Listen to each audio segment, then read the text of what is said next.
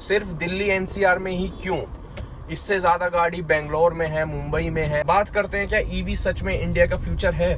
ठीक है, उसके बाद हम कहीं एकदम इमरजेंसी में हमें कहीं जाना पड़ जाए तो क्या हम उसे चार्ज करते डोलेंगे? जो देखो ईवी जो लेता है ना, वो सिर्फ उसकी तारीफों के पुल बांधता है, वो कभी उसकी सच्चाई नहीं बताता कि मुझे रेंज एंजाइटी हो जाती है, चलेगी हमारी 650 किलोमीटर चलेगी। उसे जब रियल लाइफ में चलाने जाओ वो 300 किलोमीटर भी पूरी नहीं जा पाती। 8 साल बाद जब उसकी रेंज जैसे गाड़ी 100 किलोमीटर चल रही है, वो 20 किलोमीटर 30 किलोमीटर चलेगी। कौन खरीदेगा उसको? वो कूड़े के भाव में जाएगी, स्क्रैप में जाएगी।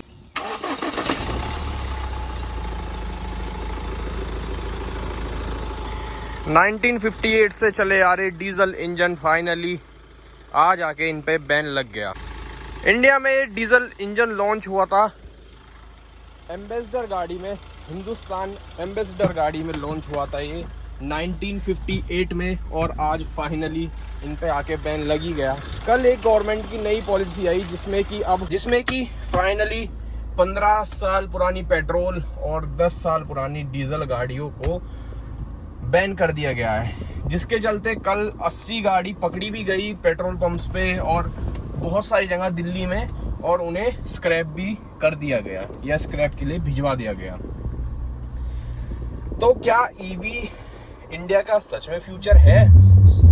और सेफ ड्राइव, क्या ईवी इंडिया का सच में फ्यूचर है? क्या इन गाड़ियों को बंद करके गवर्नमेंट ने क्या गलती करी? आज सब उसी के ऊपर एक 10 मिनट का अपना पॉइंट ऑफ व्यू, अपना व्यू बताऊंगा, और कोशिश करूंगा कि आपको ईवी की असली सच्चाई मैं बता पाऊं, दिखा पाऊं। ये गाड़ी चली हुई है हमारी 1,53,370 किलोमीटर, और आज भी इसका इंजन दिखाऊं कैसा है।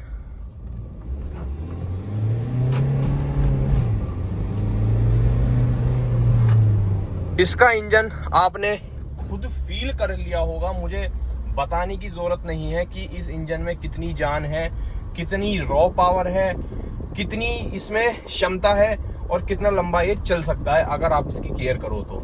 बट पॉल्यूशन के चलते, और ये पॉल्यूशन और ये गवर्नमेंट के नए टैक्स रूल, इसके चलते 15 साल पुरानी पेट्रोल कार और 10 साल पुरानी डीजल कार आज फाइनली बिल्कुल बंद होने के कगार पे है, और ये डीजल पेट्रोल मिलना तो इन्हें बंद ही हो गया। सिर्फ दिल्ली एनसीआर में ही क्यों? इससे ज्यादा गाड़ी बेंगलोर में है, मुंबई में है, वहां क्यों बंद नहीं हुई अब तक? क्योंकि अब मैं इसे गवर्नमेंट की बोल लूं या क्या बोल लूं, देखो इंटरनली सबको पता है कि इससे गवर्नमेंट को मोटा पैसा जाता है, मोटा टैक्स जाता है। पब्लिक नई गाड़ी खरीदती है, मोटा टैक्स जाता है गवर्नमेंट को। ये सब गवर्नमेंट की या कंपनी की जो वो है, इन सब की मिली भगत है कि उनकी गाड़ी की सेल्स बढ़े।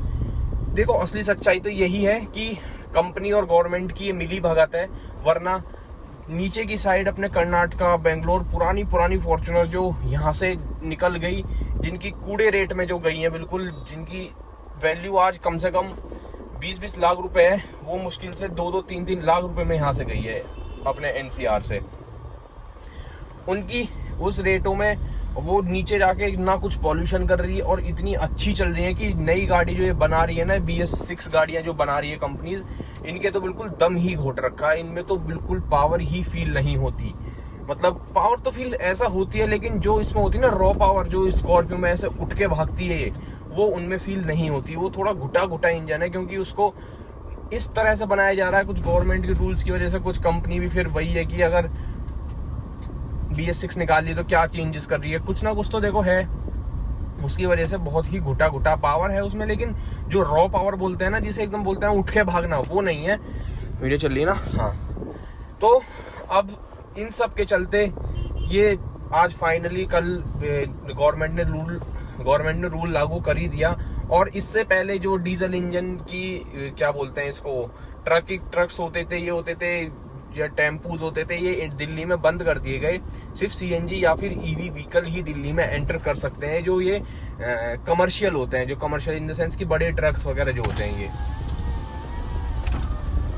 अब सिर्फ वही दिल्ली में एंटर कर सकते हैं। तो अब पुरानी गाड़ी बंद होंगी, नई गाड़ी पब्लिक लेगी, सरकार को टैक्स जाएगा, तो फाइनली सरकार अपनी मन की करेगी जो जिसके लिए उसने ये पॉलिसी निकाली थी।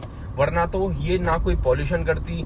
वरना भाई अगर आपकी गाड़ी पॉल्यूशन करती है तो गवर्नमेंट को इतना सा एक रूल रखना चाहिए कि अगर आपकी गाड़ी पॉल्यूशन करती है तो उसको बंद कर दो, उसको स्क्रैप करा दो या नीचे कहीं बेच दो, मतलब 10 साल वाला हो। जब हमारी गाड़ी पॉल्यूशन ही नहीं करती, इतना ही पॉल्यूशन के जो रेशियोज हैं वो मेरी थार में आते हैं, पॉल्यूशन के रेशियो मेरे स्कॉर्पियो में आते हैं। वो नई गाड़ी है, इसे 7 साल हो गए, फिर भी देख लो पॉल्यूशन जब ये गाड़ियां कर ही नहीं रही, वो चुनिंदा गाड़ी हैं जो कर रही हैं, जब ये गाड़ी पॉल्यूशन कर ही नहीं रही तो इन्हें बंद क्यों करा? तो बस क्या कह सकते हैं इसमें, वही है कि गवर्नमेंट अपना पैसा कहाँ से कमाएगी। कुल मिला के बात तो यही है। अब बात करते हैं क्या ईवी सच में इंडिया का फ्यूचर है? देखो अकॉर्डिंग टू मी या जितने मेरे आसपास के लोग हैं, मैं आज तक कभी ईवी ओनर से मिला नहीं, और कभी कभी कोई है तो मुझे अगर एक्सपीरियंस शेयर करना चाहता है अपना, तो मुझे एक बार कमेंट में लिख देना। मुझे एक ईवी ओनर की जो मन की बात है ना वो जरूर देखनी है कि वो ईवी क्यों लेता है, क्या रीजन है, रेन एंजाइटी नहीं होती, बहुत सारे क्वेश्चन है मुझे एक ईवी ओनर को। तो अगर कोई है वीडियो में, कोई देख रहा है, क्या वो मुझे एक बार अपना एक्सपीरियंस शेयर कर सकता है? कोई भी ईवी ओनर देख रहा हो अपना एनसीआर से, तो प्लीज कमेंट में बताना जरूर, ठीक है? मुझे बहुत सारे क्वेश्चन हैं, जैसे वो मैं जब एक्सपीरियंस लूंगा तभी बता पाऊंगा। बाकी अकॉर्डिंग टू मी या जितने मेरे आसपास हैं, भाई ईवी सस्ती नहीं पड़ती है, ईवी उतनी ही पड़ जाती है अगर आप कहीं उसे कहीं उसे लेके आप बाहर घूमने जाओगे ना, तो ये यूनिट चार्जेस हैं वो बहुत हो रहे हैं, 40 50 60 रुपए यूनिट भी ले रहे हैं लोग। और जो 120 वाला हिंडई का चार्जर है वो 120 का पता नहीं कितने 70 या 80 रुपए ले रहा है एक पर यूनिट चार्जेस, ठीक है? उसके बाद उसमें रेन एंजाइटी है कि आपकी गाड़ी की मतलब रेंज जब खत्म होने लग जाती है, ठीक है? उसके बाद हम कहीं एकदम इमरजेंसी में हमें कहीं जाना पड़ जाए तो क्या हम उसे चार्ज करते डोलेंगे कि भाई चार्जर कहाँ है, चार्जिंग पे लगाओ, ये लगाओ। अब हम उसे अगर घर पे भी नॉर्मल जो चार्जर होता है, आई थिंक एसी चार्जर होता है जो प्लग से कनेक्ट होकर लगता है, उससे भाई 18 घंटे लग जाते हैं चार्ज होने में गाड़ी को। तो क्या 18 घंटे वो गाड़ी को आप चार्ज करोगे? जिसमें कि हमें आदत पड़ी हुई है कि सिंपल अपना डीजल डलवाया, पेट्रोल डलवाया।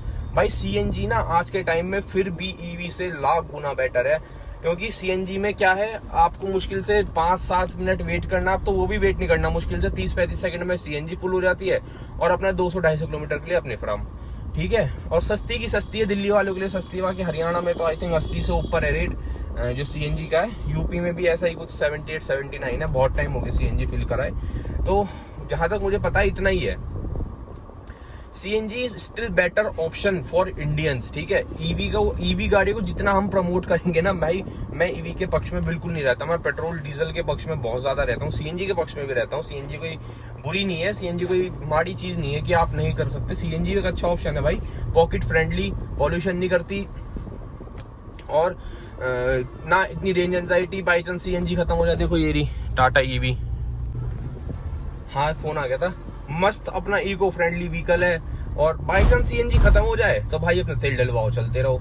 तो CNG is still better option. बात कर रहे थे हम ईवीज की, तो भाई ईवी अभी मेरे अकॉर्डिंग, क्या हर दूसरे बंदे के अकॉर्डिंग, जो देखो ईवी जो लेता है ना वो सिर्फ उसकी तारीफों के पुल बांधता है, वो कभी उसकी सच्चाई नहीं बताता कि मुझे रेंज एंजाइटी हो जाती है या मुझे कुछ हो जाता है। मैं कितने यूट्यूबर्स भाई की वीडियो देखता हूँ जो कहीं घूमने जाते हैं, 100-200 किलोमीटर चलते नहीं है और फिर वो दिन ढूंढने लगते हैं, क्या बोलते हैं उसको, चार्जिंग स्टेशन, कि अब इसका चार्जिंग स्टेशन कहाँ है, हर ऐप में देखने लगते हैं। और किसी में वो चलता नहीं है, क्या बोलते हैं, चार्जिंग, किसी में चार्जिंग चलते चलते रुक जाती है। अभी अनमोल भाई की बात कर लो, जो भाई देखता हूँ इंडियन बैकपैकर, वो कहीं घूमने गए थे, उनकी वीडियो देख रहा, 200 किलोमीटर चलते नहीं है, फिर सीएनजी स्टेशन ढूंढने लग जाओ। 300 किलोमीटर चले नहीं, फिर सीएनजी स्टेशन ढूंढने लग जाओ। कहीं रिमोट एरिया में चले जाओ तो यहाँ मैं चार्जिंग कैसे करूँ, मैं अनमोल भाई की बता रहा, वैसे नॉर्मली बात कर रहा हूँ मैं, तो वहाँ चार्जिंग कैसे करो? भाई अभी डेवलप्ड नहीं है, आधे से ज्यादा चार्जर इंडिया में चलते नहीं है। अभी पंजाब में क्या है, बीच में सारी जो इलेक्ट्रिसिटी है वो सब खेतों में सप्लाई हो रही थी, तो जितने भी ईवी के चार्जर्स थे वो सारे बंद पड़े थे। तो यार ईवी अभी इंडिया के लिए बनी नहीं है। अब गवर्नमेंट जबरदस्ती लागू कर रही है, सब्सिडी दे रही थी बीच में, अब तो सब्सिडी भी शायद बंद कर दी, जबरदस्ती बस ये दिखा रही है कि ईवी लो ईवी लो। ईवी लेके करेंगे क्या? हम दिन में 1000 किलोमीटर नॉन स्टॉप चलते हैं, जब हम कोई घूमने जाते हैं 1000 किलोमीटर के लिए उसे 5 बार तो मुझे चार्ज करना पड़ेगा। अब कहीं चार्ज चल रहा है, नहीं चल रहा, अपनी फैमिली के साथ हूँ, ऐसी जगह मुझे नहीं जाना, अंदर को गलियों में या कहीं कुछ, वहां पे भी जाके चार्जर चलना नहीं है, तो फिर वो ये आदमी बोलता है कि हम तो रुकेंगे, खाने पीने रुकते हैं, चार्ज हो जाएगी फिर चल देंगे। अरे फिर मुश्किल से 200 किलोमीटर चलती नहीं है, फिर चार्ज पे लगा दो उसे। यार बहुत ही लद्दड़। मैं तो अभी ईवी को फ्यूचर, अभी क्या, जब ईवी पता फ्यूचर कब होगा, जब वो पेट्रोल डीजल की तरह हो जाएगा कि गए पेट्रोल पंप पे, गए इलेक्ट्रिक पंप बोलूंगा मैं तो उसको, इलेक्ट्रिसिटी उस पे गए, चार्जिंग स्टेशन पे गए, उसमें गन लगाई, 10 मिनट रुके, चलो 10 मिनट हद मार लो कि वैसे तो डीजल डलवाने तो मुश्किल से 2 से 3 मिनट ही लगती है पेमेंट सब करने के बाद। उसमें इलेक्ट्रिक गन लगाओ, चार्जिंग गन लगाओ, और वो अगर 5-7 मिनट में चार्ज हो जाए फिर चल लो। और कम से कम कंपनी क्लेम करती है हमारी गाड़ी 600 किलोमीटर चलेगी, हमारी गाड़ी 650 किलोमीटर चलेगी। सबसे पहले जो ईवी आई थी वही थी टाटा टियागो ईवी, ठीक है, टाटा ने सबसे पहले लॉन्च करती है जहां तक मुझे याद है, ठीक है। और हमारी गाड़ी 600 किलोमीटर चलती है, हमारी गाड़ी 631 किलोमीटर चलती है। इतना 65 है उसका किलोवाट का बैटरी पैक है, और 75 किलोवाट का बैटरी पैक है। बिना मतलब की तारीफ करती है कि इतना बैटरी पैक है, इतना बैटरी पैक है, चलेगी हमारी 650 किलोमीटर चलेगी। उसे जब रियल लाइफ में चलाने जाओ वो 300 किलोमीटर भी पूरी नहीं जा पाती। 300 किलोमीटर के बाद वो 20% के आसपास आ जाती है। भाई 20% में किसको रेंज एंजाइटी नहीं होगी, ये बताओ।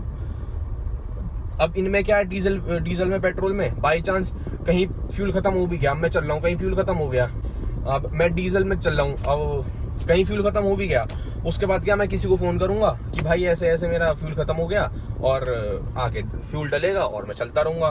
कहीं हाईवेज पे चल रहा हूँ, एक आई थिंक 10 हाईवे का नाम, हाईवे हेल्पलाइन नंबर होता है 111 करके होता है कुछ, वो मैं लिख दूंगा स्क्रीन पे, हाईवे हेल्पलाइन नंबर जो होता है उस पर फोन करो, वो भाई आएंगे, आपको बैठा के ले जाएंगे, आपको डीजल या पेट्रोल जो भी खत्म हुआ वो दिलवा के वापस आपकी गाड़ी स्टार्ट करवा के तब जाएंगे, वो भी फ्री ऑफ कॉस्ट।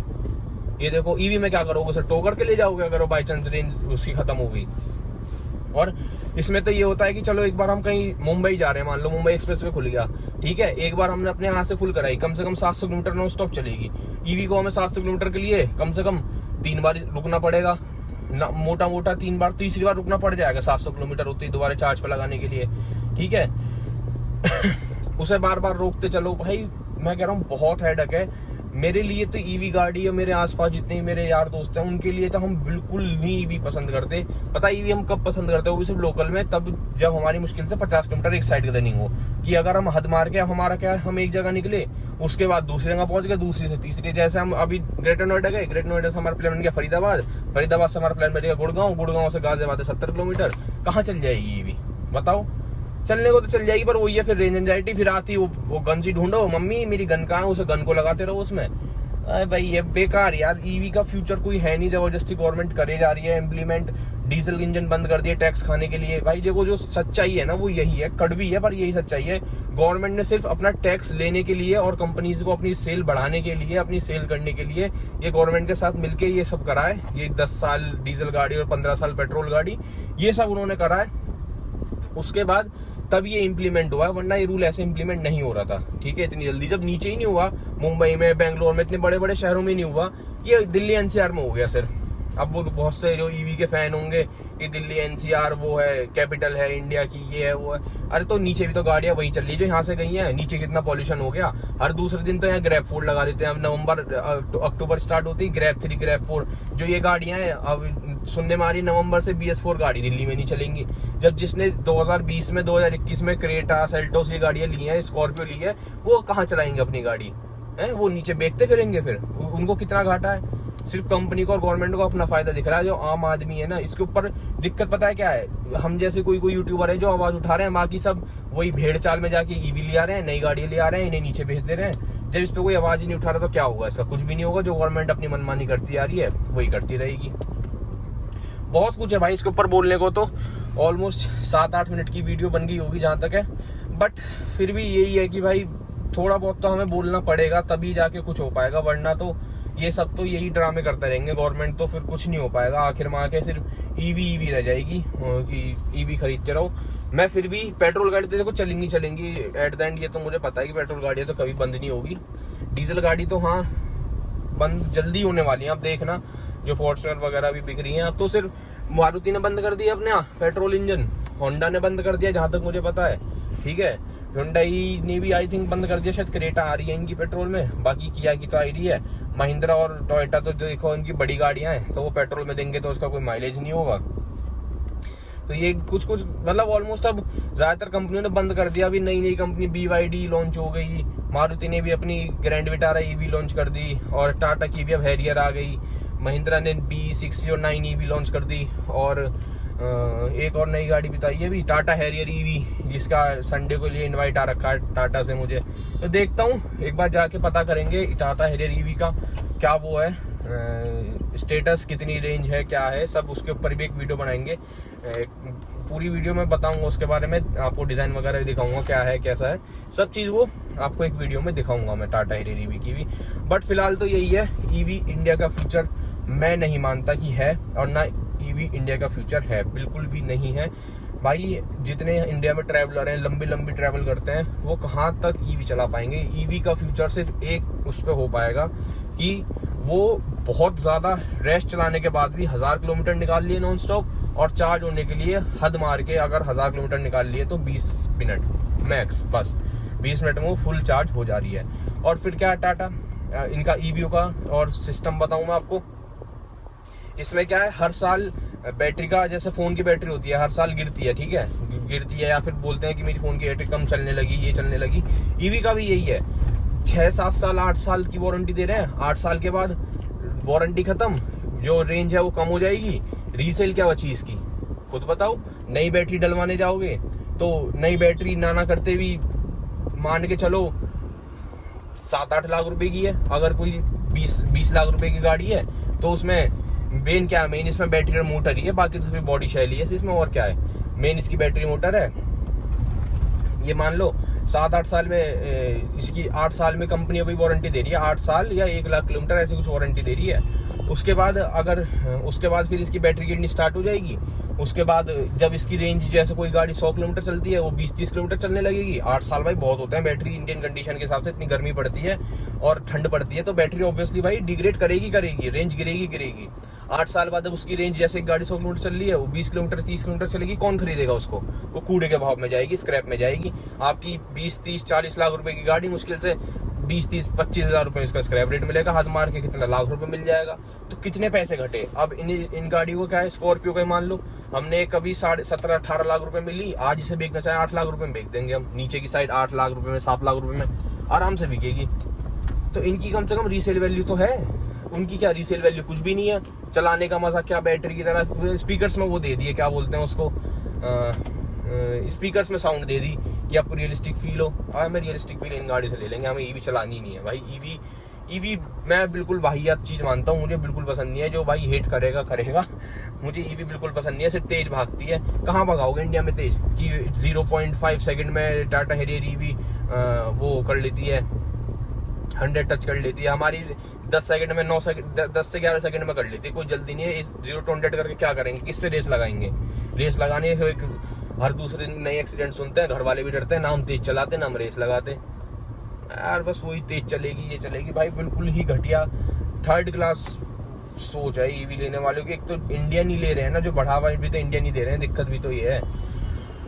वरना जो असली वो है ना कार एंथुसियास्ट, वो भाई EV की कभी तारीफ नहीं कर रहा, सिर्फ कुछ लोग ही हैं, मैं नाम तो नहीं लूँगा, वो करते हैं, मुंबई तो दिल्ली भी करते हैं, वो बहुत पसंद है, हर दूसरे उसमें रुकते रहते हैं। 200 किलोमीटर चलती है फैमिली के साथ,